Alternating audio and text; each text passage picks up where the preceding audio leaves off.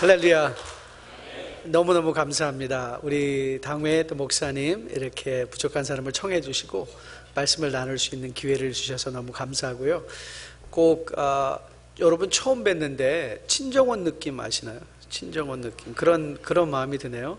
또 하나님께서 여러분과 저의 마음을 이렇게 다루시고 또 함께 해주셔서 정말 이번 3일의 집회기관에 여러분들의 마음속에 갖고 있는 소원의 기도의 제목들이 주 안에서 선하게 응답될 수 있게 되기를 주님의 이름으로 축복드립니다.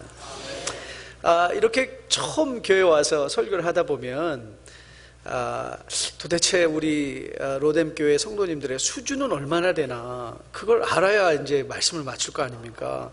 제가 나름대로 우리 로뎀교회가 얼마나 수준이 있나 그래서 우리 목사님 설교도 자주 듣고 계속 이렇게 좀 공부를 했는데, 그래도 제가 직접 좀 알아봐야 오늘 말씀의 수위를 좀 정할 수 있을 것 같아요. 그래서 아주 간단한 산수 문제를 하나 내려고 하니까 여러분들이 잘 대답해 주시면 제가 여러분들의 그 수준을 딱 파악할 수 있을 것 같아요. 자, 한번 잘 들어보세요. 사과가 5개 있는데 그 중에 3개 먹으면 몇 개 남죠? 2개요? 다른 분 혹시 안 가세요? 네, 잘 알았습니다. 3개 남죠. 왜요? 우리 어르신들이 항상 그랬잖아요. 먹는 게 남는 거라고. 맞죠? 예, 말씀도 먹는 게 남는 거예요. 아멘. 저는 여러분과 저가 어제 말씀 잘 먹었으면 좋겠어요. 우리 앞대자고 계신 분에게 말씀 잘 먹읍시다. 우리 한번 인사 나눠주실래요? 말씀 잘 먹읍시다. 네. 그리고 근데 제가 또 미리 저 자신을 또 이렇게 다 보여드려야 여러분들이 기대감이 좀 있으실 것 같아요. 그래서 제가 이제 미국에 산 지가 좀 꽤 오래됐습니다. 보니까 여기도 굉장히 오래되신 분들이 많은 것 같아요. 그래서 저는 이제 언어의 미아예요. 언어의 미아. 미아가 뭔지 아시죠? 그래서 어떤 때는 한국말이 생각이 안 나고, 또 어떤 때는 또 영어가 안 되고, 그래서 막 왔다 갔다 헷갈리는 그런 사람입니다. 그래서 제가 1.5세라고 할 수 있는데요. 그래서 혹 설교를 하다가 영어를 하게 되면 또 지금 저 목사님이 한국말 생각이 안 나는구나, 이렇게 생각하고 이해하시고 들어주시면 좋을 것 같아요. 그래도 또 여러분들이 자녀들과도 말씀의 은혜를 함께 나누실 때 또 영어로도 또 나눠야 될 기회가 있지 않겠습니까? 그럴 때도 함께 나눌 수 있는 그런 시간이 되었으면 참 좋겠어요. 오늘 우리가 보려는 본문은 굉장히 흥미있는 본문입니다. 그리고 너무 감사한 게 제가 이 본문 정한 거는 매일 성경에서 정한 거예요. 우리가 지난달까지는 예레미야 말씀 묵상했죠. 저희 교회도 정말 열심히 매일 성경으로 묵상을 합니다. 설교도 거의 매일 성경의 본문을 쫓아가려고 노력을 하고요. 그래서 이 민수기 본문은 저희가 2달 전에 이제 민수기 본문의 묵상을 끝낸 그 장면의 말씀 중에 한 부분을 이제 발췌해서 여러분과 나누려고 해요. 그래서 기억이 아마 떠올리시는 분도 계실 거예요. 내가 저거 얼마 전에 묵상한 말씀이네. 그런 분이 계시다면 오늘 더 큰 은혜가 여러분과 저에게 함께 임할 수 있을 것으로 잘 믿습니다. 오늘 본문은요, 마치 열왕기상을 보면 중간에 딱 껴놓은 것과 같은 왕들과는 상관이 없는 말씀이 하나 등장해요. 그게 누구냐면 엘리야에 관한 말씀이에요. 엘리야에 관한 말씀, 그렇죠? 열왕 그러면 kings, 왕들에 관한 이야기인데 엘리야 선지자 얘기가 나오거든요. 마찬가지로 오늘 이 민수기 사건은 백성들이 출애굽해서 광야의 삶을 지나며 가나안을 향하여 가는 장면의 말씀 중에 오늘 발람과 발락에 관한 말이 등장하는 거예요. 지금까지 진행되어 온 민수기의 사건과는 조금 동떨어진 듯한 느낌이 오는 그런 말씀의 내용인 것을 보게 돼요. 우리는 이 말씀에 대해서 굉장히 익숙해 있죠. 이미 발람의 당나귀, 그렇죠? 발람의 당나귀 우리에게 너무 잘 알려져 있는 말씀 아닙니까? 그런데 이제 이제는 우리는 이 본문을 항상 여러분들이 접근하면서 묵상을 하면서 좋은 질문을 던지면 좋은 답을 얻을 수 있어요. 그래서 성경을 우리가 깊이 묵상한다라는 것의 의미가 뭐냐면, 성경을 읽으면서 성령께서 우리에게 주시는 문제들과 의문들이 있거든요. 그래서 질문을 잘 던지는 거예요. 질문을 잘 던지면서 우리의 마음속에 성경 본문을 통해서 성령이 인도해 가시고자 하는 그 메시지를 받는 거죠. 우리가 먼저 이 본문을 보면서 던져야 되는 질문은 뭐냐면, 왜 모세는 이 부분의 말씀을 22장에서부터 24장에 걸쳐서 왜 이렇게 자세하게 기록을 하고 있는 것일까? 왜 이렇게 자세하게 기록을 할까? 여러분, 요한복음을 이제 우리가 주일날 보게 될 터인데요, 요한복음에도 여러분 요한이 뭐라고 말하죠? 이 요한복음 22장을 가면 요한이 그가 복음서를 기록하고 있는 목적이 있대요.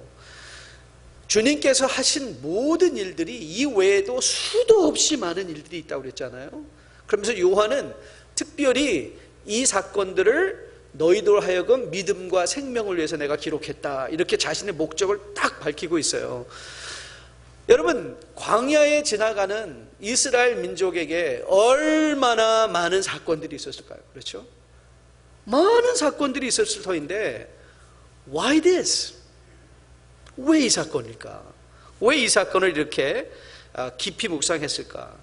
그래서 이 말씀을 통해서 이제 우리가 성도로 살아가는 이 땅에서 저는 앞으로 3일 동안 3가지 주제를 이제 다룰 거예요.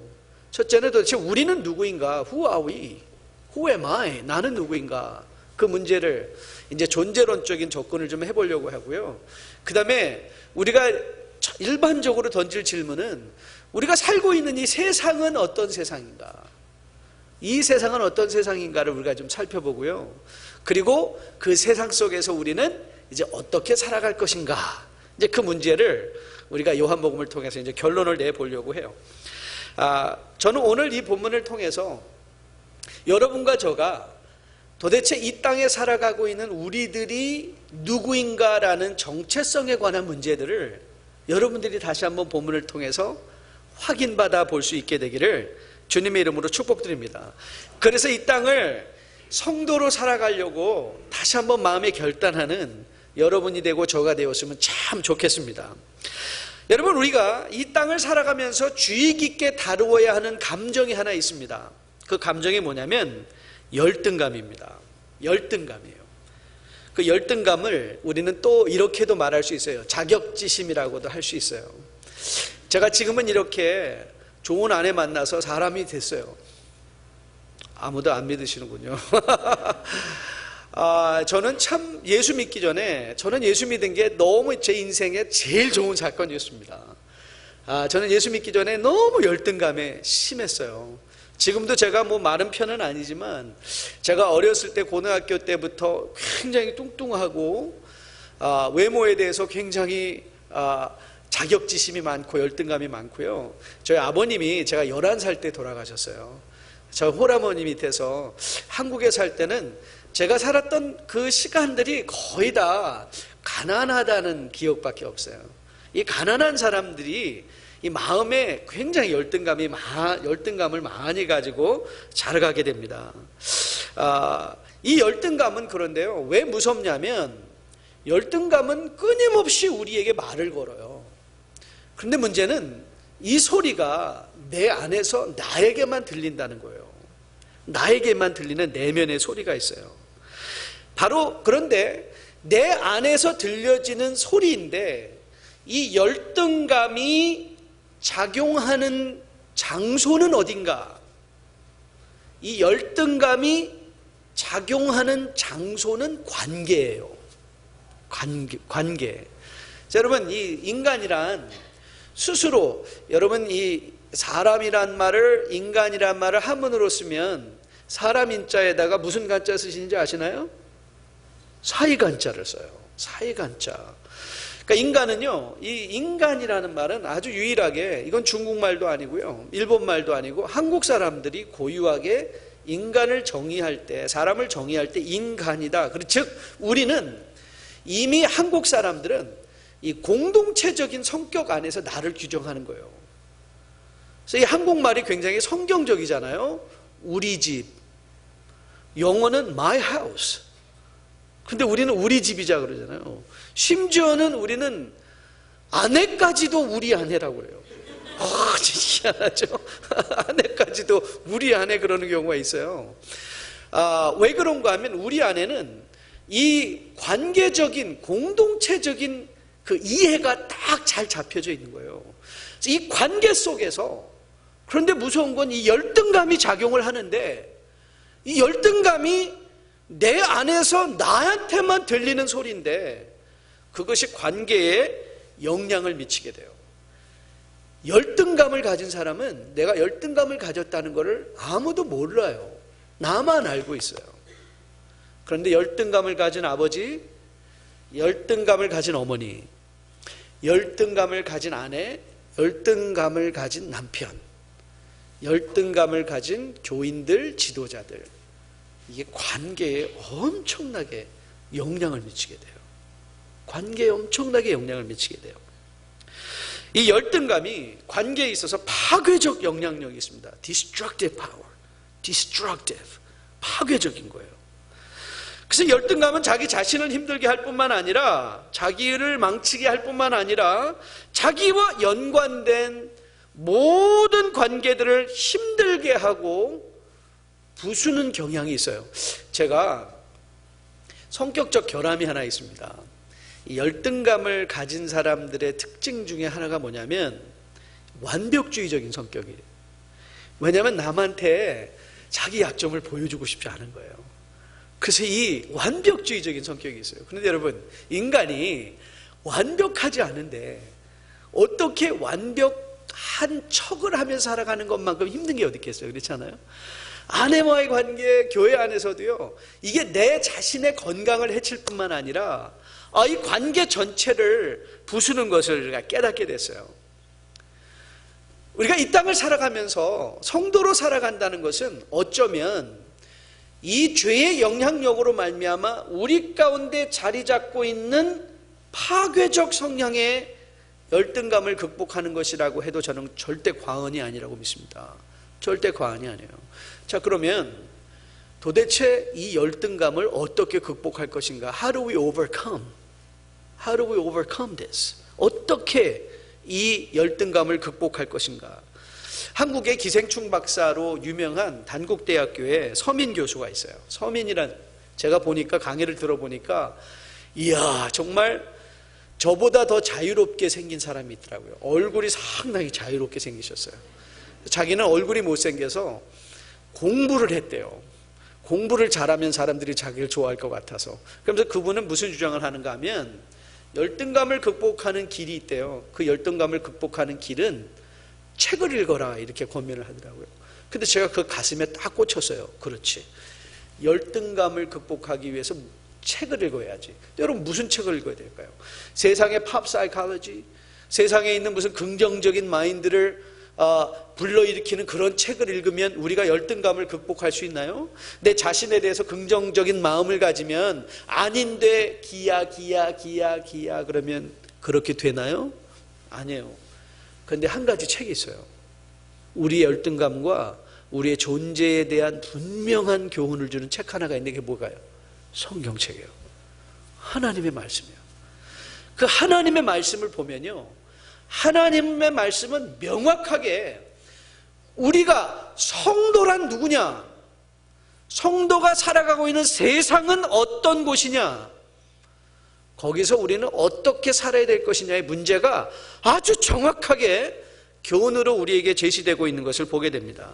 그래서 저는 여러분과 저가 이 세상에서 궁극적인 성도의 정체성을 가지고 관계를 부수는 관계가 아니라 이 사회를 살릴 수 있는 성도, 가정을 살려낼 수 있는, 교회를 살릴 수 있는 성경적 긍정적인 자기 정체성을 가지고 이 세상을 살아가는 성도로 거듭나 세워지는 이번 집회기관 될 수 있게 되기를 주님의 이름으로 축복드립니다. 이런 차원에서 오늘 이제 우리가 이 본문을 열어가려고 해요. 자, 오늘 본문을 여러분 성경을 펴두시고 이제 전체 스토리를 한번 잘 따라가 보세요. 이게 발락과 발람의 스토리에 이제 서론 부분이에요. 그러니까 언제든지 우리는 서론을 제대로 잘 이해를 해야, 여러분이 책을 읽을 때, 저는 책을 많이 읽는 사람이기 때문에 책을 읽는 요령이 있어요. 책을 읽는 요령 중에 가장 중요한 것은 여러분이 어떤 책을 사시든지 저자의 서문을 딱 읽어보셔야 돼요. 서문을 읽으면 저자가 뭘 말하고자 하는 그 방향이 거기에 딱 제시가 되어 있어요. 오늘 이 발람과 발락 스토리에 이 서문이 오늘 본문 말씀이에요. 그러니까 이 본문에 이 발람과 발락이 우리로 이끌어가기 원하는 교훈들의 중심 주제가 여기 다 이제 있는 거예요. 그래서 이 서론을 우리가 깊이 잘 이해하면 여러분들이 이 스토리가 우리를 이끌고 가려 하려는 그 목적지를 볼 수 있게 돼요. 그 목적지를 이제 우리가 보는 거예요. 도대체 이 스토리는 우리를 어디로 이끌고 가는가? Where does it go? 이 스토리가 우리를 어디로 데려가는가? What brings us to? 우리를 어디로 데려가고 있는가를 이제 우리가 한번 바라보려고 해요.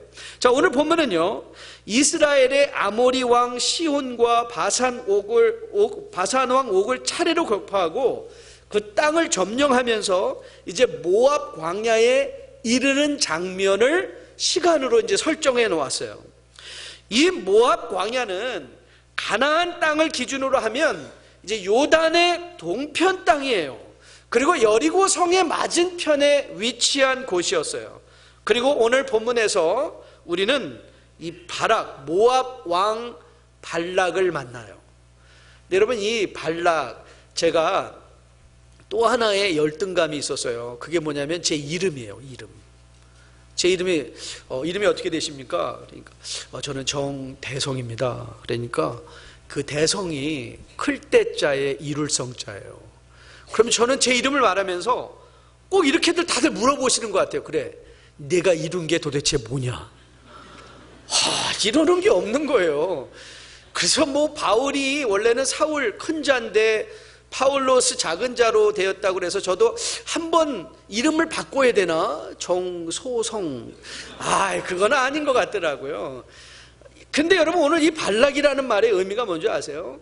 발락이라는 말의 의미는요, 파괴자라는 뜻이에요. 파괴자. 모압 왕 발락. 여러분, 이름이 상당히 거창하지 않습니까? 거창하지 않아요? 파괴자예요. 파괴자. 힘이 있는 자잖아요. 파괴할 수 있는 세상의 왕이에요. 그런데 여러분, 자, 2절부터 4절 말씀을 이제 한번 주의 깊게 보세요. 십볼의 아들 발락이 파괴자가 어떻게, 무슨 마음을 지금 먹고 있나요?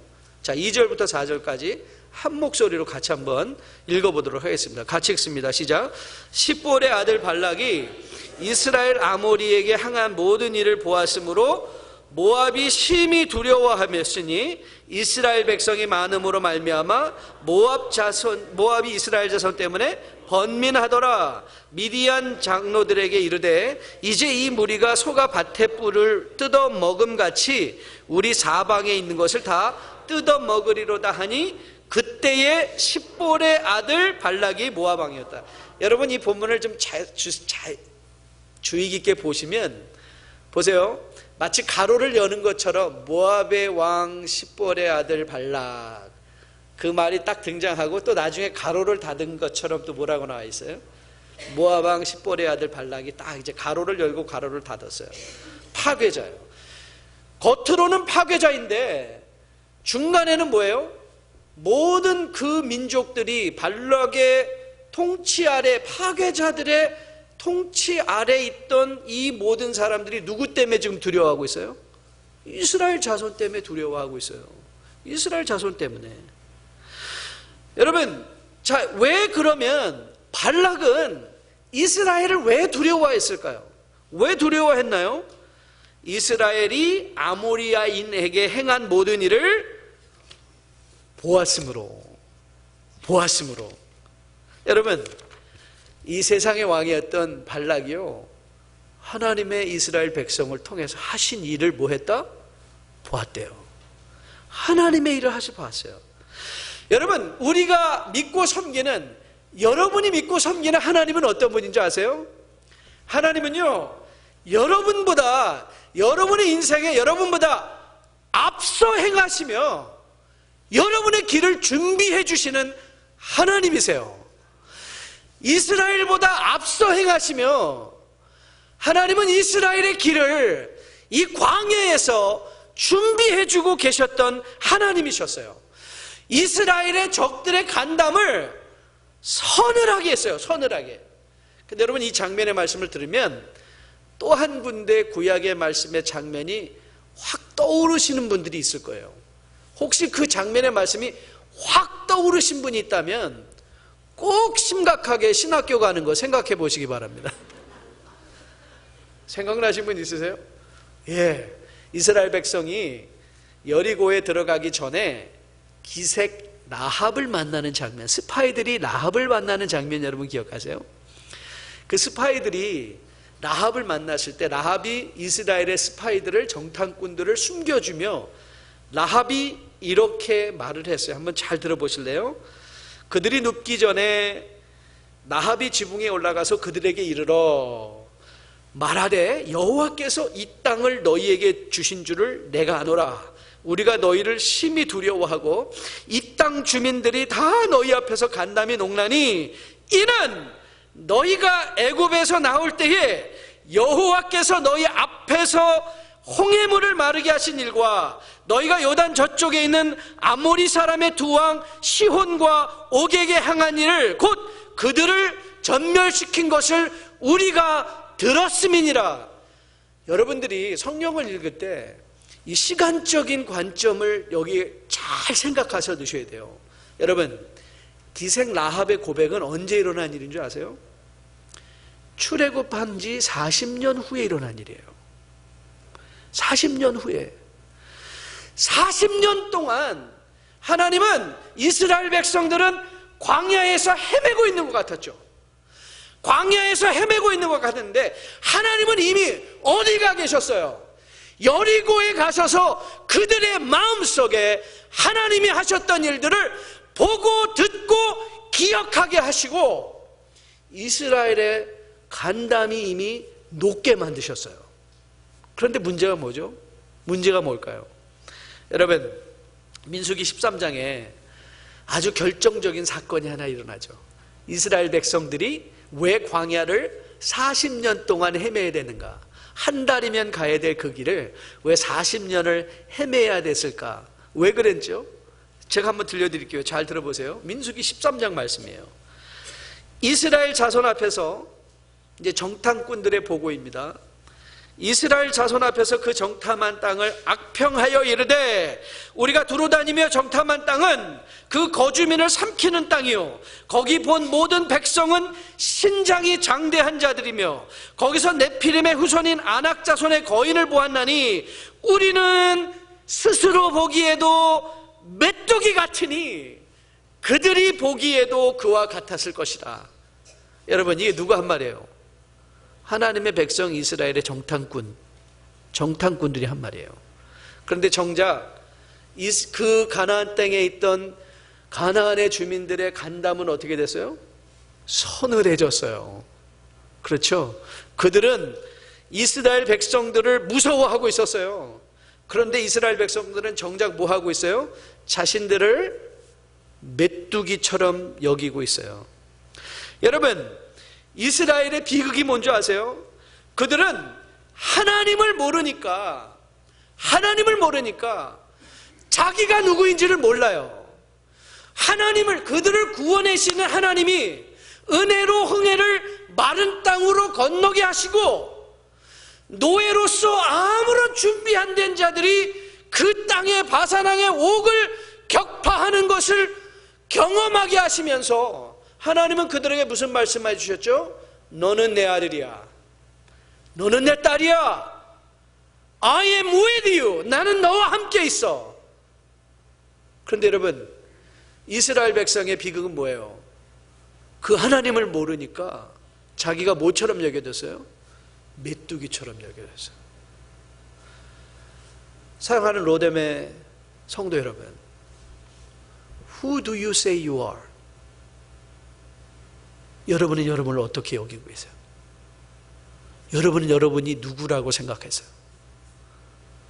여러분은 어떤 존재예요? 혹이라도 이 자리에 나는 메뚜기야, 나는 가진 것도 없고 배운 것도 없고 나는 이 땅에 와서 이룬 것도 없고 영어도 못하고 나이도 먹었고 이것도 못하고 저것도 못하고 혹 그렇게 생각하고 계신 분은 안 계신가요? 이것도 못하고 저것도 못하고 여러분 우리 자녀들에게 정말 그들에게 심어줘야 되는 게 뭘까요? 그들이 하버드를 가면 그들이 스탠포드를 가면 이 땅에서 성공자로 살아가나요? 그렇지 않아요. 그들의 하나님이 누구인가를 알려줘야 돼요. 그들의 하나님이 누군가를 알려주는 거예요. 그게 부모의 책임이에요. 그런데 부모가 하나님과의 관계에서 내가 누구인지를 모르면 여러분 이 땅에 있다고 저는 항상 이렇게 믿어요. 저는 교회 개척을 하면서 2번을 개척하면서 저는 이 사실에 대해서 분명 하나님의 나라에서는요 돈 없어서 못하는 일 하나도 없어요. 하나님의 나라는 항상 믿음으로 되는 나라거든요. 그 믿음이 뭐예요? 오늘 여기서 말하는 믿음이 뭐예요? Trusting. 하나님을 신뢰하는 거예요.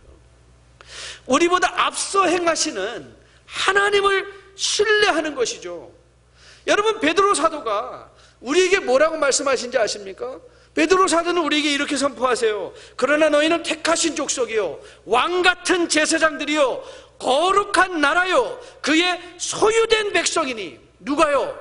여러분과 저 우리가 하나님의 나라고 우리가 하나님의 백성이고 우리가 하나님의 소유된 하나님의 백성인 거예요.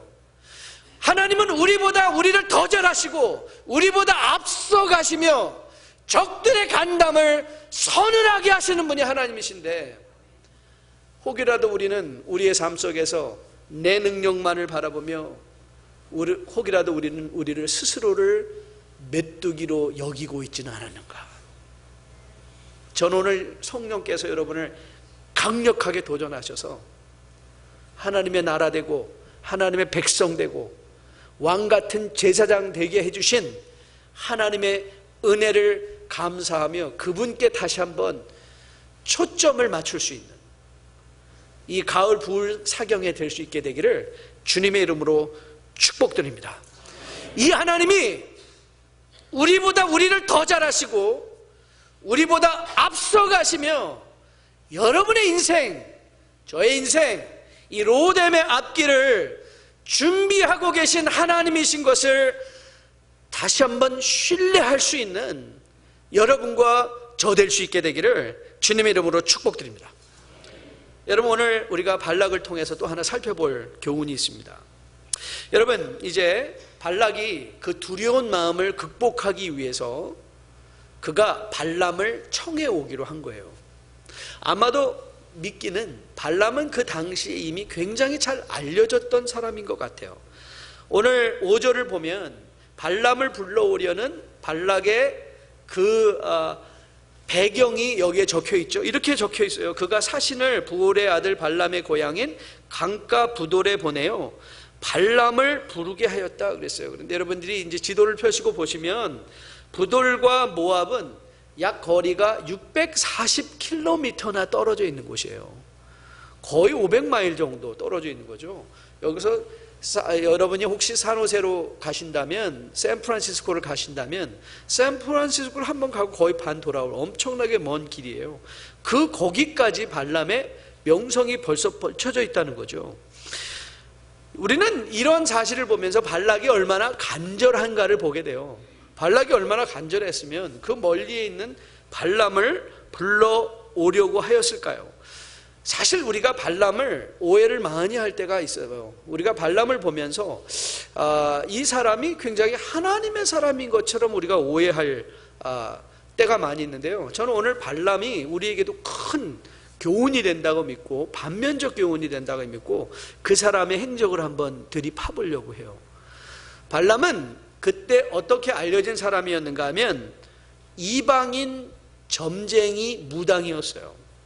신탁을 통해서 원하는 것을 얻어냈던 무당이었어요. 5절 후반부부터 6절을 보시면 여러분들이 본문을 다시 펴시고 그 배경을 좀 더 이해하시면 자 5절과 6절 5절 후반부 보라 한 민족이라는 데서 거기서부터 우리가 같이 한번 읽어보겠습니다. 같이 읽습니다. 시작. 보라 한 민족이 애굽에서 나왔는데 우리 맞은편에 거주하였고 우리보다 강하니 청하건대 와서 나를 위하여 이 백성을 저주하라. 내가 혹 그들을 쳐서 이겨 이 땅에서 몰아내리라. 그대가 복을 비는 자는 복을 받고 저주하는 자는 저주를 받을 줄을 내가 암이라. 그냥 가지 않았죠. 여러분, 이런 영적인 힘을 빌려 쓰려고 하는 자들은 항상 뭘 거기에다가 더하여 주죠? 복채를 두둑하게 준 거예요. 복채와 함께 가세요. 돈과 함께. 발람은 그런데 굉장히 surprising, 놀랍게도 이런 반응을 해요. 여호와께 묻고 I will ask the Lord. Wait. 내가 먼저 여호와께 물어보겠다 이렇게 말을 해요. 8절이죠. 발람이 그들에게 이르되 이 밤은 여기서 유숙하라. 여호와께서 내게 이르시는 대로 너에게 대답하리라. 모압 귀족들이 발람에게서 유숙하니라. 여러분, 발람이 여호와를 알고 있었다는 것이 저는 굉장히 흥미로웠어요. 하지만 이거 놀랄 일은 아닙니다. 왜요? 이방인들도 벌써 출애굽을 은혜로 감당케 하신 하나님을 뭐 했어요? 알고 있었어요. 야고보 장로도 우리에게 이렇게 권면하는 거 여러분 기억하시죠? 내가 하나님은 한 분이신 줄을 믿느냐? 잘 아는도다. 귀신들도 믿고 떠느니라 그랬어요.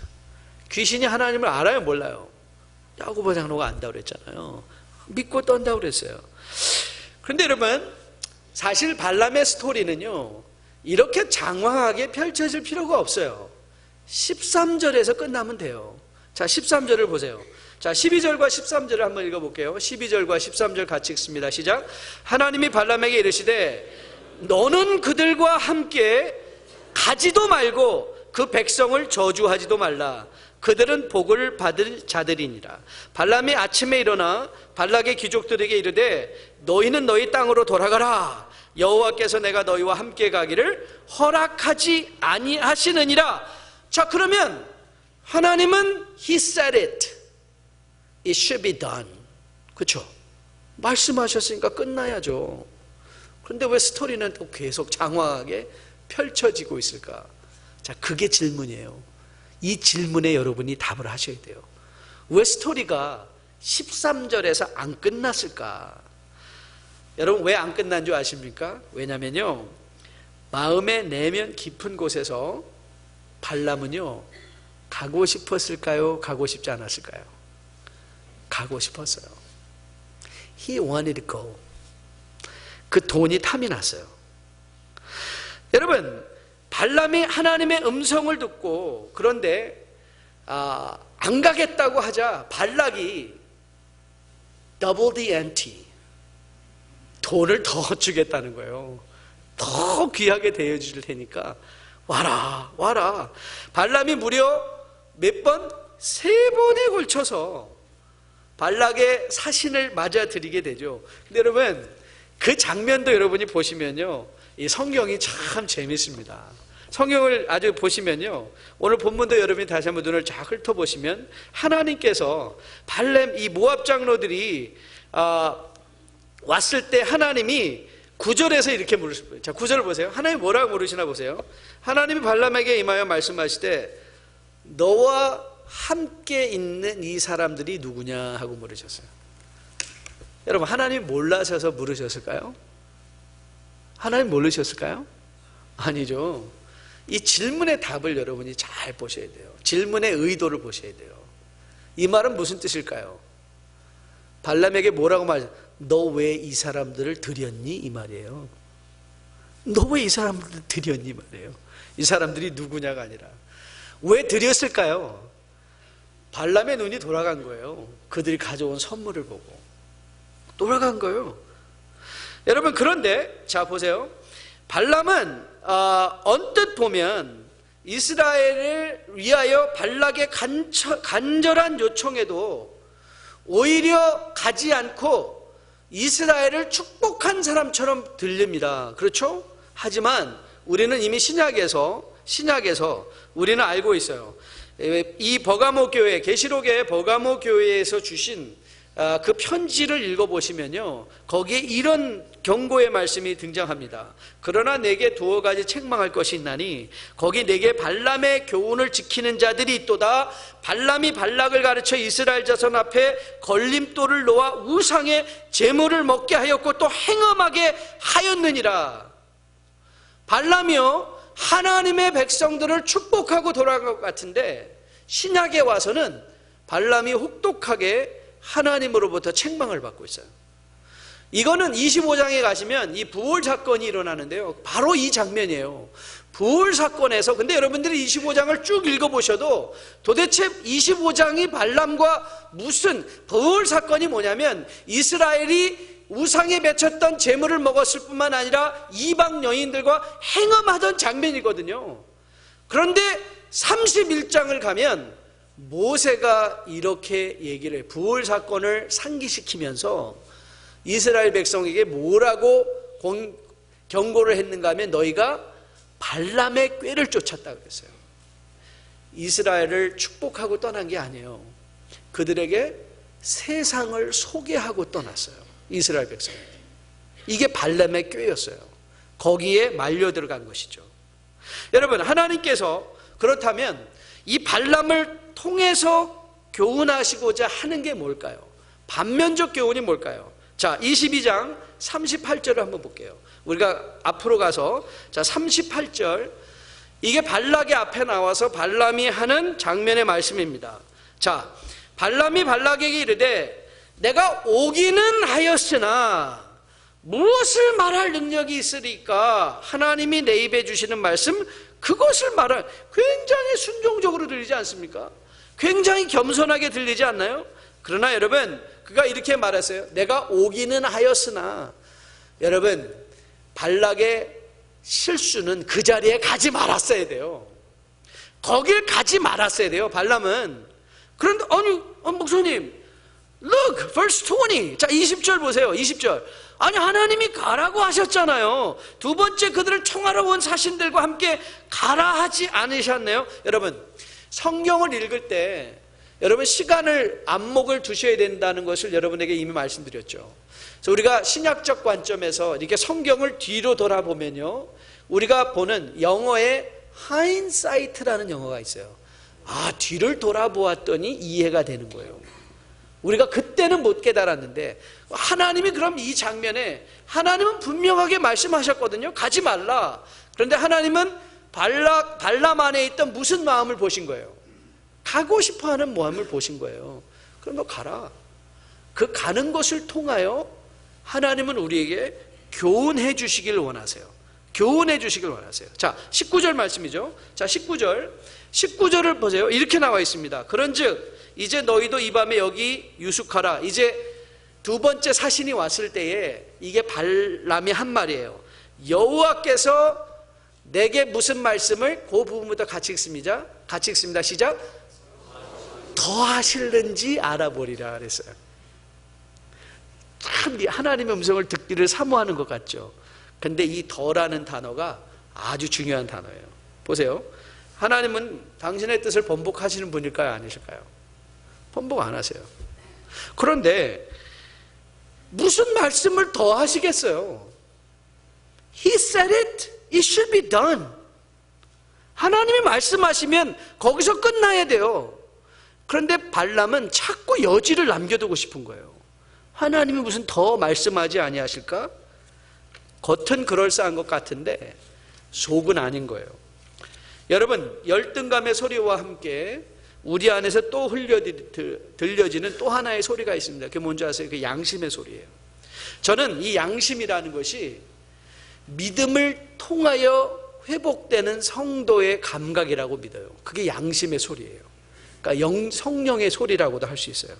이 양심의 소리는 하나님의 형상의 흔적으로 우리로 하여금 성령에 의지하여 하나님의 말씀을 이해하게 하는 그 소리가 저는 양심의 소리라고 믿습니다. 제가 목회를 한 지 30년이 됐습니다. 그리고 저는 여러 가지 이제 성도님에 대해서 이해를 하게 됐어요. 성도님에 대해서 이해를 했어요. 많은 경우 많은 분들이 저에게 하나님, 하나님의 뜻을 알기를 원합니다. 목사님, 저를 좀 도와주세요. 기도해 주세요. 그런 분들을 저는 수도 없이 만났습니다. 기도 요청을 받는 분들을 많이 봤어요. 그런데 제가 지난 30년의 목회 경험상 저는 많은 성도님들이 이미 모든 결정을 해놓고 하나님께 구하고 있다는 걸 알게 됐어요. They already know what they want. 벌써 자기가 원하는 것들이 다 있어요. 그런데 그걸 하나님 앞에 나와 포장을 해요.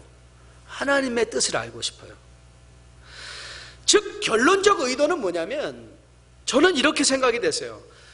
우리는 정말 하나님의 뜻을 알기 원하는 것이 아니라 하나님이 내가 원하는 것을 인정해 주시기를 원하는 거예요.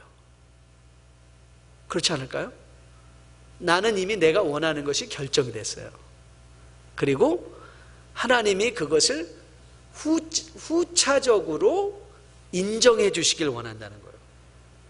저는 이것이 가장 기본적인 신앙생활의 오류라고 생각을 해요. 우리는 너무도 많은 경우 기도를 할 때 이 기도라는 것을 우리는 우리의 뜻을 이루기 원하는 것으로 사용할 때가 얼마나 많은지 모르겠어요. 우리가 원하는 것을 얻어내는 수단으로 기도를 사용해요. 즉 기도를 열린 자세로 접근하는 것이 아니라 닫힌 자세로 접근을 해요. 저는 하나님이 여러분 앞에 기도를 하러 갈 때 우리는 늘 오픈 엔드 이어만 한다고 생각해요. 하나님은 우리에게 이렇게 응답하시죠. Yes, 그래, 그거 내가 필요한 거니 I'll give it to you. 그런데 하나님은요 우리 인생에 분명한 답을 갖고 계세요. No, you don't need that. 너 그거 가지면 안 돼. 안 주세요. 아니면 하나님은 우리에게 이렇게 응답하실 수도 있어요. Not now, not yet. 아직 아니야, 아직 아니야. 근데 우리는 항상 어떤 답만 하나님의 응답이라고 생각하나요? Yes. 우리가 원하는 것을 얻어내는 것만을 기도의 응답이라고 생각해요. 그러나 여러분, 저도 목회를 하면서 저의 인생을 돌아보면서 제가 구했던 것을 안 주신 것이 얼마나 축복인지. 여러분, 하나님은 우리가 원하는 걸 다 주시는 것. 여러분의 자녀가, 어린 자녀들이 원하는 것을 다 그들에게 주는 게 부모가 가장 잘해주는 것일까요? 아니에요. 자녀들에게 우리는 분명히 단호하게 얘기를 해야 돼요. 아니야, 너는 그거 가지면 죽어.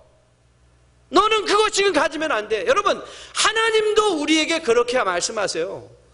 우리가 원하는 것을 지금 다 가지면요 우리는 망해요. 하나님은 우리를 우리보다 더 잘하시고 우리보다 앞서 행하시며 우리가 걸어갈 길을 준비하시고 때와 시에 맞춰서 적절한 은혜를 주시는 하나님이세요. 적절한 은혜. 저는 여러분이 이 적절한 은혜에 대한 이해가 있기를 주님의 이름으로 축복드립니다. 여러분, 주님께서 겟세마네 기도에서 기도하셨던 것이 왜 우리에게 교훈이 되나요? 여러분, 주님께서 뭐라고 기도하셨죠? 아버지, 이 십자가 나는 너무 지고 싶지 않아요. Father, pass this cup away from me. 아버지, 이 잔을 내게서 지나가게 도와주세요. 그게 주님께서 원하셨던 거예요.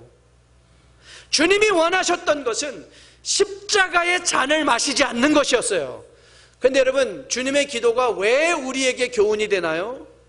자기가 원하는 것을 얻어내기 위해서 우리는 하나님을 너무 하나님 앞에 강짜를 부리죠. 하나님, 이거 응답 안 해주시면 나 오늘부터 굶습니다. 알아서 하세요. 저 죽습니다. 이거 안 해주시면. 여러분, 주님은 뭐라고 기도하셨죠? His prayer was an open-end prayer. 이렇게 말씀하셨어요. 아버지, 내가 이 잔을 마시기가 너무 부담스럽습니다. 하지만 나의 뜻대로 마옵시고 아버지의 원대로 하옵소서. 그게 기도예요. 그게 기도예요. 아버지가 원하는 것, 하나님 아버지가 우리를 향하여 가지고 계신 기대감이 우리가 우리를 향하여 가지고 있는 기대감보다 훨씬 좋은 거예요.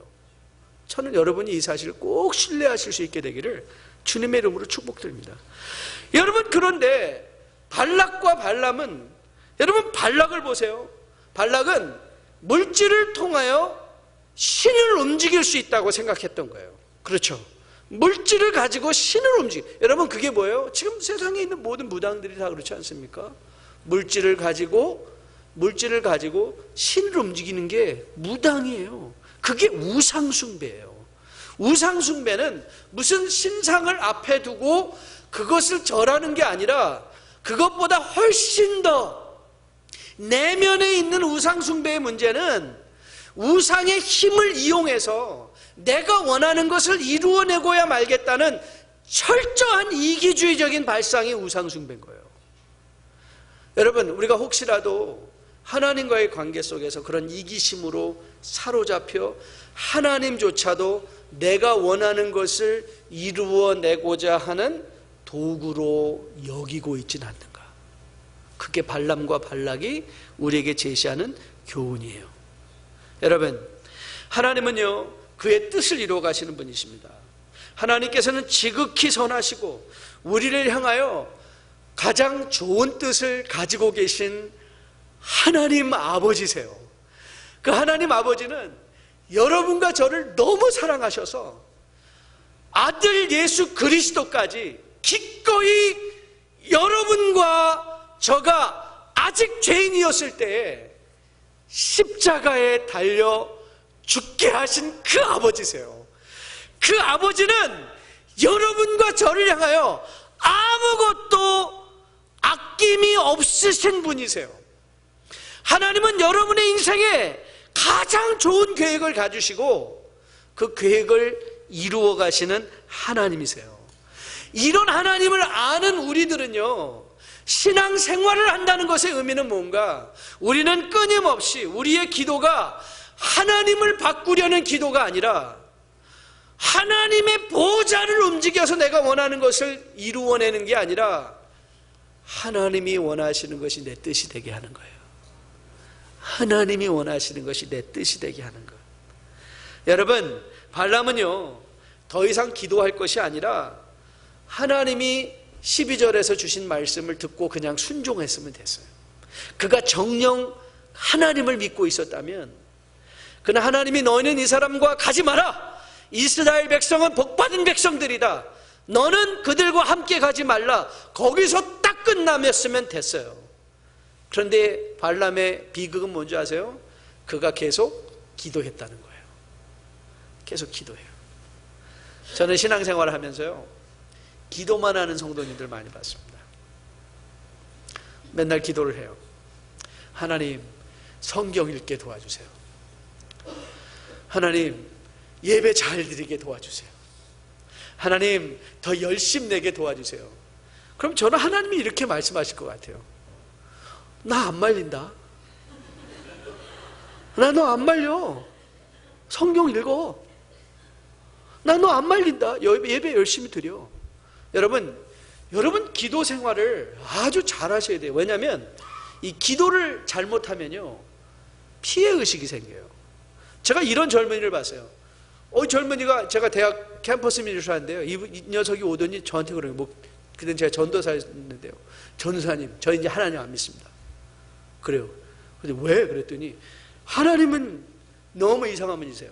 제 기도도 안 들어주세요. 무슨 기도를 했는데? 그랬더니 글쎄 금요일 날 저녁에 자기 친구들이 술 먹으러 나오라고 전화가 온 거예요. 그래서 이 친구가 기도를 했대요. 하나님, 이 친구들의 말을 안 듣게 도와주세요. 그러면서 운전을 하고 갔대요. 운전하면서 간절하게 기도했대요. 하나님, 갈 때 타이어 빵꾸가 나서 내가 갈 때 타이어가 터져서 하늘로 못 가게 도와주세요. 근데 빵꾸는커녕 신호등에도 한 번 안 걸리더래요. 그래서 술집을 싹 들어가면서, 하나님, 제가 이제 저기 들어가는데 문이 바깥으로 열려가지고 코가 깨져서 안 들어가게 도와주세요. 웬걸? 웨이터들이 문을 쫙 어서 옵쇼 하고 딱 열어주더래요. 그래서 가가지고 제가 술을 마시는데 하나님 제발 제가 먹을 때 눈을 감고 먹을 때 막 입을 향해서 갔는데 이 어깨로 넘어가게 도와주세요. 눈을 감고 딱 했는데, 여러분 눈 감고 식사해 보신 적 있으세요? 눈 감고 식사할 때 반찬이 코로 들어가던가요? 아니요, 정확하게 입으로 가요.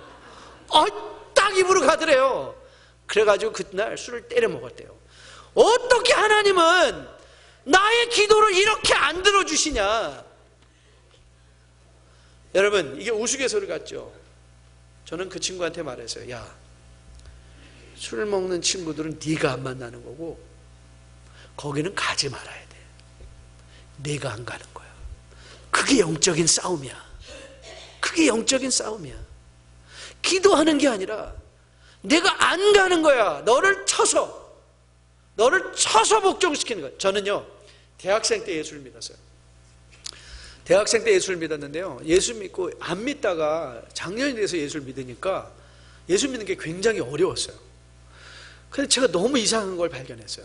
뭐냐면 이상하게 제가 설교가 시작되면 졸린 거예요.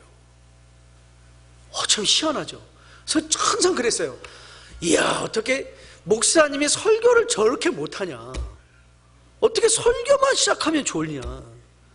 근데 나중에 보니까요, 제가 갑자기 깨닫게 됐어요.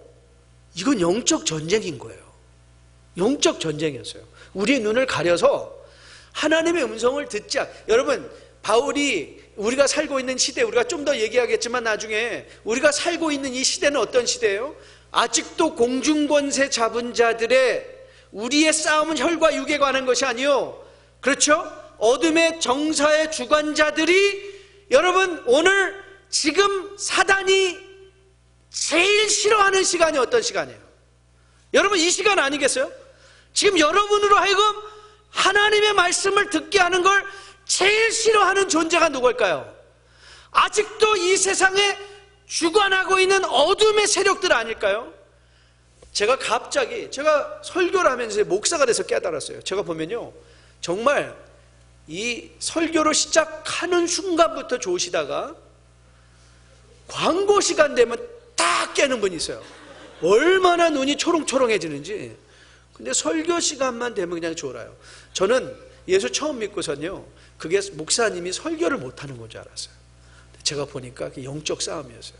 그래서 저는 그때부터 이런 결심을 했어요. 제가 항상 설교를 들으러 가면 이만한 큰 뾰족한 펜을 가지고 제 허벅지를 정말 찔렀어요. 상처 많이 났어요. 한 6개월을 하니까 설교가 들리더군요. 6개월을 하니까, 6개월을 찔러대니까요 안 졸게 되더라고요. 안 졸게 돼요. 여러분, 하나님의 뜻은요, 하나님의 뜻은, 여러분을 향하여 가지신 좋은 계획들은요, 하나님은 여러분에게 다 알려주시기 원해요. 그리고 그 하나님의 뜻을 가지고 이제 뭐 하시면 돼요? 순종하시면 돼요. 가지 말라 하면 안 가시면 돼요.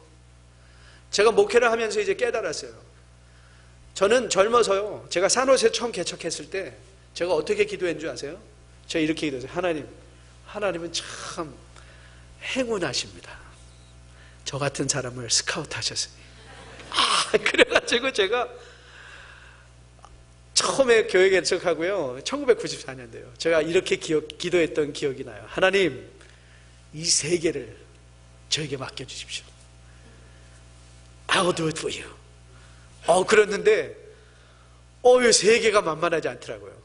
그래가지고 제가 그때 캘리포니아에서 산호세에서 개척을 했는데 제가 이렇게 기도했어요. 하나님, 캘리포니아를 저에게 맡겨주십시오. 캘리포니아도 만만하지 않더라고요.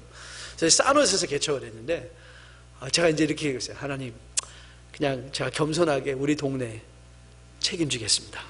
샌호세를 맡겨주세요. 이야, 산호세도 안 맡기더라고요. 그렇게 갈등하면서 교회를 개척하고 기도하는데 어느 날 새벽 기도 시간에 하나님이 저에게 이렇게 말씀해 주셨어요. 저는 저에게 정말 이렇게 말씀해 주신 것 같아요. 정 목사, 너나 잘해라. 저는 그때 깨달았어요. 목회는 세상을 바뀌는 게 아니라 내가 변하는 거였어요. 내가 변하는 거. 여러분, 이 신앙생활을 하는 것, 여러분 세상 바꾸라고 여기는 거 아니에요. 내일 새벽에도 볼 거지만 세상 너무 걱정하지 마세요. 우리가 변하면 돼요. 내가 주 안에서 주님이 가라 하면 가고, 주님이 서라 하면 서고, 버리라 하면 버리고요, 가져가시면 기꺼이 드리고, 주시면 받고. 제가 우리 성도님들 위해서 헌금할 때 꼭 기도하는 기도문이 있어요. 하나님이 우리에게서 모든 것을 가져가셔도 기쁘고 감사하게, 없다고 비굴해지지 않고 있다고 교만해지지 않게 도와주세요. 우리가 남보다 많이 가진 게 있다면 그건 하나님 나의 사명으로 여기게 도와주세요. 저 그 기도해요. 여러분이 남보다 많이 가지고 있습니까? 그 여러분 사명이에요. 물질입니까? 사명이에요. 건강입니까? 사명이에요. 시간입니까? 사명이에요. 그 사명을 하셔야 돼요. 그리고 하나님이 가시기 원하시는 것을 우리가 성경을 묵상하면서 끊임없이 고민하는 게 뭐냐면, 하나님이 원하시는 것이 무엇인가를 깨닫는 거예요. 여러분, 저는 여러분과 저가 이 하나님의 인도하심을 깨달아가며, 하나님이 가라 하면 가고, 서라 하면 서고, 하나님이 앉으라 하면 앉고, 쉬라면 쉬고, 일하라면 일하는 순종적인 하나님의 뜻을 쫓아가는 여러분과 저 될 수 있게 되기를 주님의 이름으로 축복드립니다. 발람과 발락을 통해서 하나님을 더 이상 우리의 원하는 것을 얻어내기 위한 도구로 사용하는 것이 아니라, 우리를 사랑하시는 그 하나님 아버지이신 것을 깨달아 그 아버지를 좋아하고 그 아버지를 사랑하고, 그 아버지가 내 안에 계신, 여러분 바울이 이렇게 고린도전서에서 말합니다. 너희는 너희가 하나님의 성전인 것과 하나님의 성령이 내 안에 계시는 것을 알지 못하느냐. 하나님이 우리 안에 장막치고 우리와 함께 하시기로 작정하셨습니다. 그리고 우리와 함께 하십니다. 그리고 우리는 그 사실을 매일 말씀을 통하여 확인받는 거예요. 제가 비행기를 탈 때, 아니면 주일 오후에 너무 피곤할 때 사용하는 이어폰이 있습니다. 우리 아이들이 얼마나 시끄러운지 제 사무실의 복도에, 하여튼 왜 애들은 이렇게 비명을 지르면서 노는지 모르겠어요. 완전히 비명 소리로 교회가 꽉 차 있습니다. 주일 2부 예를 마치면요, 심신이 굉장히 피곤하죠. 그럼 제가 이게 딱 쓰는 헤드폰이 있어요. 보스사에서 나온 노이즈 캔슬링 헤드폰이에요. 소음 제거. 이게 참 희한해요. 어떻게 하는지 모르겠어요. 헤드폰을 끼고 스위치를 딱 올리면요, 바깥의 소리가 하나도 안 들려요. 그리고 조용해져요. 조용해져요. 제가 이거를 끼고서는 항상 제 생각을 해요. 야, 우리 영적인 이런 헤드폰이 하나 있으면 좋겠어요. 바깥에서, 세상에서 여러분, 우리는 끊임없이 세상의 소리를 듣고 있는데, 믿음의 스위치를 딱 틀면 세상의 소리가 딱 멈추고, 내면에서 내 안에 계신 성령께서 역사하사 하나님의 말씀을 통해서 우리 안에 주시는 그 음성이 클리어하게 들리는 그런 영적인 헤드폰이 있었으면 좋겠다. 그런데 하나님께서 그 헤드폰을 주셨어요. 그게 바로 오늘 우리의 예배예요. 여러분의 묵상이에요. 여러분의 찬양이에요. 그때 뭐 해야 돼요? 영적인 믿음의 스위치를 딱 올리시고, 하나님, 이제 내가 하나님의 음성을 듣기 원합니다. 하나님의 뜻에 맞추어 하나님을 바꾸는 것이 아니라 내가 바뀌겠습니다. 하나님이 걷어가신 것이 있다면 기꺼이 하나님께 내어드리겠습니다. 하나님이 주시는 것을 사명으로 여기며 받겠습니다. 있으면 있어서 기쁘고 없으면 없어서, 나는 빈에 처할 줄도 나는 부에 처할 줄도, 나는 무명하나 나는 유명하고, 나는 고통받는 것 같으나 나는 사는 자요, 주 안에서 사는 자요. 저는 여러분들이 그 자유와 그 행복을 누릴 수 있게 되기를 주님의 이름으로 축복드립니다. 우리가 찬양 하나 같이 하고요, 함께 기도하려고 해요. 우리가 아까 찬양하며 불렀던 주님 손잡고 일어서세요, 왜 나만 겪는 고통이냐고. 여러분, 혹시 이 가을 사경회를 맞이해서 인생이 힘들고 어렵고 고통의 시간을 지내고 계신 분 혹시 안 계십니까? 하나님은 왜 나를 이렇게 힘들게 하시는가? 여러분, 하나님은 우리를 힘들게 하시는 분이 아니십니다. 그 고통의 순간에도요, 하나님이 주시는 메시지가 있어요. 저는 그 메시지, 그 내면의 소리를 여러분이 꼭 들을 수 있게 되기를 주님의 이름으로 축복드립니다.